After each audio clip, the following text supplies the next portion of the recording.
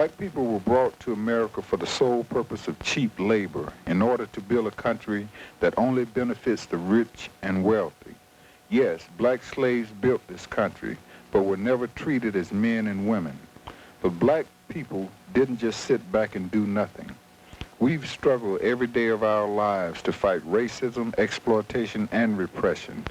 During the slave period, black people fought against the system, people like Harriet Tubman and Frederick Douglass. Black people stood up against the Ku Klux Klan and the police in a struggle for democratic rights. The police, who served the rich and powerful, met the peaceful marches, boycotts, and picketing with billy clubs,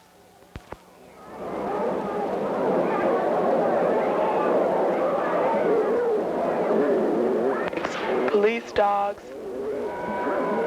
and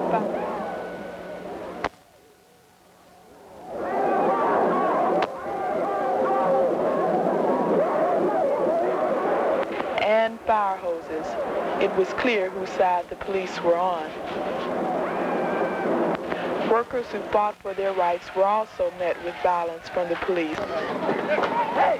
In 1971, workers at Mead Packaging Company in Atlanta were dealt with in much the same manner. People who picket are constantly met, in most situations, with violence from the police, who are usually the ones who provoke violence. Police serve those who have the money and run the city, such as the Chamber of Commerce. They do not serve the interests of poor and working people.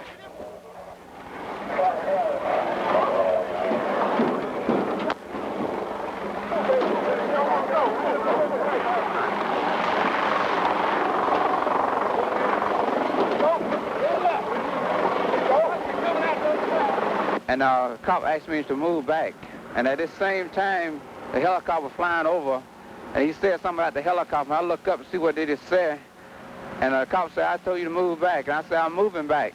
But 4 or 5 people standing behind me, I couldn't move back freely. And he grabbed me and threw me into the wagon, When he threw me into the wagon, about 8 cops jumped on me, threw me down, kicked me, stomped me, beat me across my head. Our fight have caused direct confrontation with the police, which has never been sensitive to our needs, but the needs of the wealthy. For the past 2 years, black and poor people of Atlanta have had several confrontations with the police. These confrontations were not only directed at black men and women, but black boys and girls also.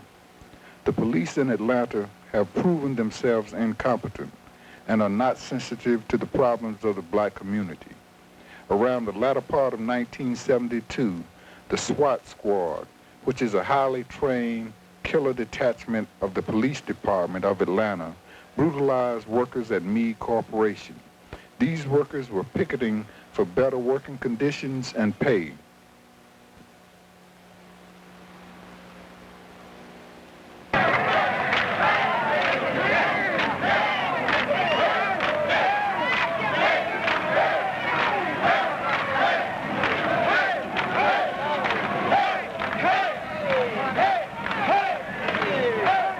SWAT, Decoy, and Stakeout are all a part of Atlanta receiving $20 million from the Law Enforcement Assistance Administration to fight crime with helicopters and spies in the black community, not jobs and equality for all. Almost a year later, 14-year-old Pam Dixon was unjustly shot by a policeman in the Capitol Homes area of Atlanta, and the officer who did the shooting was eventually set free. No one in Atlanta is safe from police terror except the rich and wealthy, like Dillard Munford, who condones informers in the black community and the Decoy squad. He condones these squads and this kind of tactic because of his business interests in the city. The people in Atlanta have not and will not sit still to the police horror that now exists. Organizations like the Atlanta Anti-Repression Coalition have for the past year demonstrated and protested not only the 18 black killings and 1 white killing in the year 1973, but the overall attack on the working people's living standards. Another organization, the People's Committee to get rid of John Inman has recently staged a rally that brought 2,500 people to the police department to protest the police killings in the city and the overall firing of Police Chief John Inman. This is only the beginning of what is needed, a large mass movement in protest of black murders in Atlanta by the Atlanta Police Department.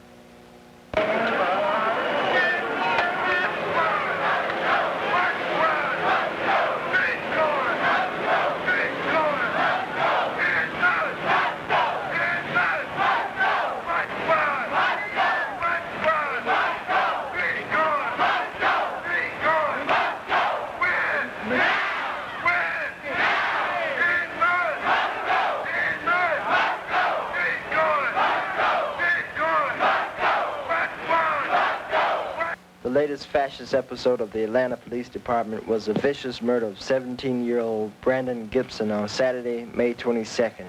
Brandon was allegedly to be picked up on a violation of parole charge, but instead was shot down after he was cornered in a neighbor's apartment. Brandon was struggling with an officer who had been issued an order to shoot him in the leg. While struggling with the two detectives, D.V. Lee and C.D. Porter of the Atlanta Police Department for control of the weapon, which was wielded by Porter, plainclothes officer A.L. Bradford rushed in and, upon the order to shoot him, shot Brandon Gibson in the head while he was held by the two officers. He was then shot in the stomach by Detective Porter. Murder by anyone's judgment. Just trying to keep it away from him, right? What happened is, when this detective dropped the gun, it scared that kid, and he was fighting for his life. That kid was trying to get loose where he could run. And with two men holding him, he couldn't run. And when this police walked in, and I understand that the parole officer said, shoot him, this police that's out and shot the boy. It's cold-blooded murder, that's all. So, we are on the case from this afternoon and tonight, every day from now on. We can't have no more killing in Atlanta by the Atlanta Police Department. I am saying this afternoon, as Ernest Wheeler, I want the chief of police, I want the mayor of the city to straighten their stuff downtown, because they cannot protect people out here because people don't believe in what people are doing and they don't have themselves together. So I ran down there. When I got down there, the detective said he was going to shoot my brother. So my other brother said, don't shoot him. Then he said, he'll go. Then that detective put it going in his pocket, but he didn't put it our way. Then my brother jumped. Then the detective jumped with him, and the gun fell on the floor. So the detective grabbed that. My brother grabbed their hand. Then the other detective told him to shoot him in the leg. My brother tried to twist the gun out of hand. Then the police ran the house and shot him in the head. I tried to go in, see what's going on. They choked me and they grabbed me and tried to throw me in the car. They strapped me in the car. Didn't they put you in the police car? Yeah. They put him in the police car. Also. They wouldn't let his mother in the house. He told them she was the mother of that lady's son. And they would not let that lady in the house to see her son after they had shot him. We cannot stand behind that kind of law enforcement in the city of Atlanta. We will not stand behind that kind of law enforcement any longer from this hour on. If they kill that brother, they'll kill me. And if they kill me, they'll kill my wife and 4 children, 5 children. We're not going to go any longer with that kind of living. Did they go in, They went in with the guns in the hand. they didn't knock first? They did not knock. Did they identify themselves? No. What did they say when they came in? They didn't even say anything. All they did was the probation officer said, shoot. Happening. They have undercover men out here at all times. Some of them riding ice cream trucks, some of them riding all kind of moving vehicles. But they're undercover men looking for something, and there's nothing out here to find, nothing but poor people trying to live. If a brother out here has broke out of jail, hell, he needs to break out of jail. I'll break out if I get a chance. And I'm going to stand tall from now on, and we are going back to jail if they don't like the way we're doing, because I don't like what Emmett and Mailer are doing either. All right. They killed young Brandon because he was black. They killed my son Andre because he is black too. And I have to be concerned, and that's why I came out this afternoon. I had a very important picket line. But I'm tired. I'm tired of America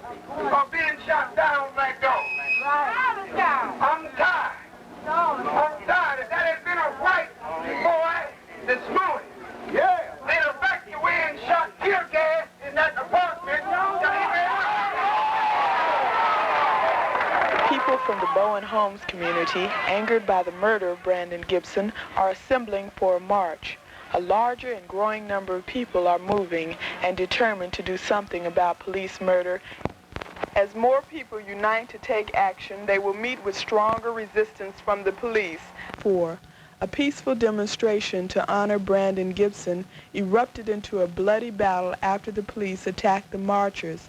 The police were ordered to stop the march by Chief of Police John Inman and were condoned by government officials, including Atlanta Mayor Maynard Jackson and Georgia Governor Jimmy Carter.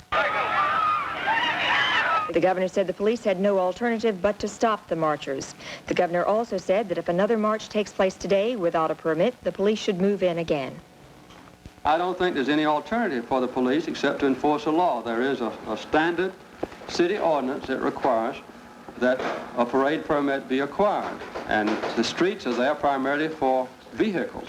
And when a large, massive number of people, I don't care if they are religious students bringing me a Bible, or the state participating in an official celebration of the 4th of July, anything else. When the streets are blocked, it ought to be done in a predictable way with a permit issued so that traffic can be routed in other ways and the prerogatives of the other citizens not involved can be protected. A deliberate violation of the law with a parade without a permit certainly would have to be controlled. While the government is excusing and often encouraging police attacks, they've done little or nothing to stop the rising tide of unemployment and inflation. As the economic crisis deepens, the connections between big business interests and the repressive measures taken against the working class becomes more obvious. Big business does not only rely heavily on their influence in the Chamber of Commerce to control the police department, they also use the poison of racism to organize sections of the petty bourgeoisie and even some backward sections of the white working class against the struggles of the minority peoples to win full democratic rights and liberation. But the workers are no longer easily manipulated by the powerful business interests which seek to keep them fighting against each other, instead of turning their energies against the real enemy, the ruling class. The major weapon the ruling class uses to split the working class is the denial of self-determination to black people. It is important for white working people to support the demands of black people in their struggle for full democratic rights. It is the only way to build unity. The ruling class fears this united front against racism and imperialism. The ruling class knows that a united front of black and white working and progressive people will be the turning point, that no longer will the racist agitation of big business be a wedge that weakens the working class movement. The ruling class will try every trick to destroy this unity. For example, in South Boston, real estate brokers and politicians have organized white gangs by making racist appeals to backward workers and criminal elements for the purpose of opposing the busing of black school children and terrorizing the black community. Having set up the situation, the ruling class is now refusing protection to the school children, allowing full play to organized mobs. This fascist policy represents a growing trend in the United States. In sections of Boston where busing has not yet come, support is being won for the right of black people to equal education and protection from the racist gangs. We recognize that the right of black people to be bused or to go to any school of their choice is a right that must be upheld. White working people can be and are being won to support opposition to the attacks on black people. It is happening in South Boston and is happening in Atlanta. In North Carolina, black and white students are organizing to help fight the reactionaries in Boston. But the big businessmen and the chambers of commerce have to be fought every step of the way. It is the duty of progressive white people to not only oppose attacks on black people, but also to win support from their friends and the people they work with. Says the people, and the people alone, are the motive force in making world history. Right. So if you want to free yourself from dogs like John Inman, like dogs like Jimmy Carter, like vacillating niggas like Maynard Jackson, if you want to free yourself from that fool that you had to punch a time clock every morning, you can do it. All right. That wish to be here right now, but they take care of the children, so we're here, the youth that's going to change this country are here. We know John Inman is guilty. We can look out in our streets and see how discourteous them policemen are. We can see how discourteous the courts are. How when we go in there, we got to stand up for some fool judge. He should stand up when we come in.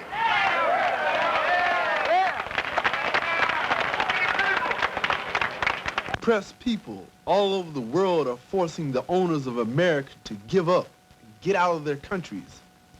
Inside the U.S., working people are fighting harder than ever against attacks on their living standards. The ruling class will use violence to maintain their super profits. Black people, Chicano people, and other national minorities are fighting harder for full democratic rights and freedom. The ruling class will answer back with police terror. The times demand unity. The times demand a hard struggle against racism. Seize the time. The police attack. People fight back.